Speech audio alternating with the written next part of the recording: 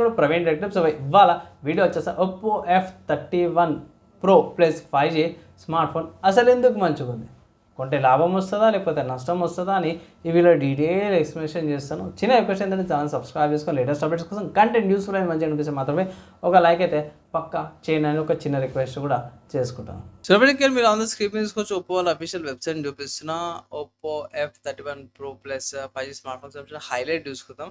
ఈ smart phone main ఏంటంటే network boosting కోసం S1 చిప్ ని తీసుకొచ్చారు. వెబ్ గురించి ఏమరుంది, స్నాప్డ్రాగన్ 7 జెన్ది ప్రాసెసర్తో పాటు వస్తుంది. IP68 6966 rating, 7000 mAh battery with 80 watts charger.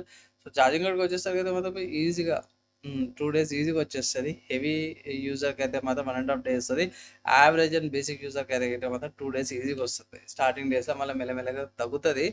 So మంచిగా ఉంది. ఆమె బాడీ ప్రొడక్షన్తో పాటు కూడా వస్తుంది. సో ప్రైస్ చూసుకుంటే ఒప్పో వాళ్ళ అఫీషియల్ వెబ్సైట్లో 8GB అండ్ 2GB స్టోరేజ్ వచ్చేసరికి అయితేనేమో 33,000 ఉంది.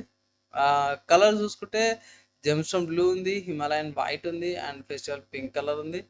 ఇక్కడ 12GB అండ్ 2GB స్టోరేజ్ వచ్చేసరికి అయితేనేమో 35,000 ఉంది. సో ఎక్స్ట్రా 2,000 పెడితే 4GB ర్యామ్ అనేది ఎక్స్ట్రా వస్తుంది అన్నమాట. 2000 పెట్టగలిగితే ర్యామ్ ఎక్స్ట్రా వస్తుంది.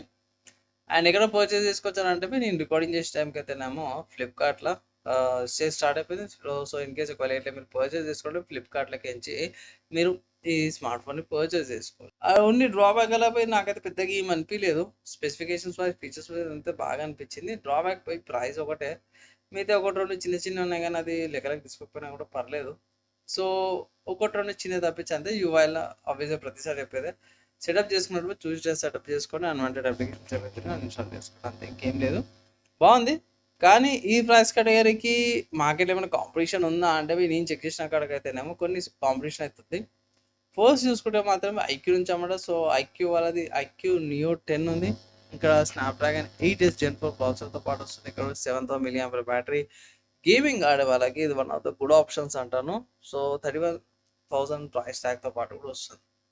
నెక్స్ట్ ఇంకో స్మార్ట్ ఫోన్ చూసుకుంటే సామ్సంగ్ వాళ్ళది Samsung Galaxy S24 FE 5G smart phone ఉంది. 37,000కి ఉంది.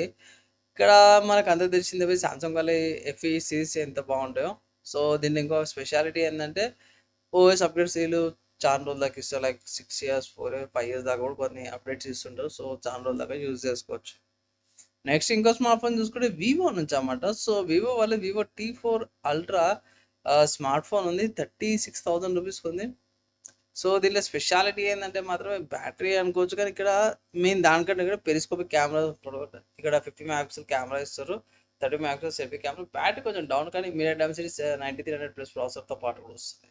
సో అవి కొన్ని హైలైట్స్ అనుకోవచ్చు ఈ స్మార్ట్ ఫోన్కి. నెక్స్ట్ ఇంకో స్మార్ట్ ఫోన్ చూసుకుంటే పోకో నుంచి అన్నమాట. సో పోకో వాళ్ళ Poco F7 5G smart phone ఇక్కడ చూసుకోవచ్చు. బేస్ వేరియంట్ సెలెక్ట్ చేశాను. దీంట్లో మెయిన్ ఫోకస్ ఏంటంటే బ్యాటరీ అనమాట. 7550 mAh బ్యాటరీ. దాంతోపాటే 22.5 hours రివర్స్ ఛార్జింగ్ కూడా వస్తుంది. సో ఇది ఇంకోటి బెటర్ అనుకోవచ్చు. అండ్ స్నాప్డ్రాగన్ 8S Gen 4 ప్రాసెసర్తో పాటు కూడా వస్తుంది అనమాట. సో ఇది గట్టి కాంపిటీషన్ అయితే ఇస్తుంది మన Oppo F31 Pro plus 5G smart ఫోన్కి. నా ఒపీనియన్లో వేరే బ్రాండ్స్లో కొంచెం తక్కువ రేట్కి బెటర్ స్పెసిఫికేషన్తో పాటు వస్తుంది అనిపిస్తుంది.